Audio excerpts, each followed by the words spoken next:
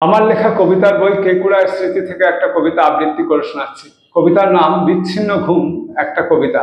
কবিতার প্রসঙ্গে দু এক কথা বলছি। আমরা তখন নাকতলার বাসায় বাস করি। সে সময় একদিন দুপুরে আমি শ্রীযুক্ত সুনীল গঙ্গোপাধ্যায় মহাশয়ের প্রেম অমনিবাস পড়ছিলাম। সেখানে নীরার কথা ছিল।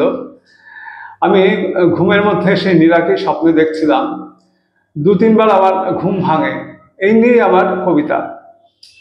কবিতার নাম বিচ্ছিন্ন ঘুম। একটা কবিতা। এখনো যাওনি তুমি? ও তো অপেক্ষা করে আছে জনস্রোতে। বলল যেন শহুরে দোয়েল। তাই নাকি? তাড়াতাড়ি হেঁটে যাই ব্যস্ততা থেকে। বিকালের যানজট ছোট হয়ে আসে। অতলান্ত ব্যস্ততা মিশে যায় ছোট্ট নদীতে। কখন এলে? মিনিট 10। দেরি হয়ে গেল।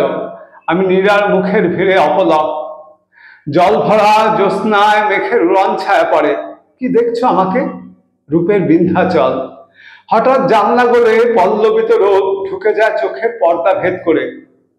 কোথায় রয়েছে আমি এখন? সময় সকাল, দুপুর, রাত।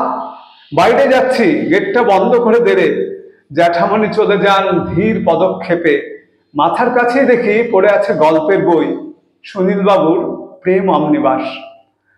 অরণ্যের ছায়া দীর্ঘ হয়, পথের সবুজ বাঁকে নীরার রোদের তেজ পড়ে। কেমন উদাস যেন আজকে বিকেল। সম্মোহিত রোদে দেহ মন আপ্লুত হয়। আমার রোদের ছায়া বুঝি? হেসে দিল চন্দ্রিমা নীরা।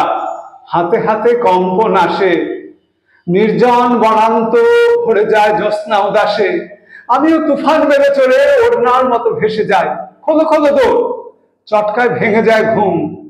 মাথার কাছেই দেখি পড়ে আছে গল্পের বই, সুনীল বাবুর প্রেম অমনিবাস। দোতলার পরিচিত ঘর।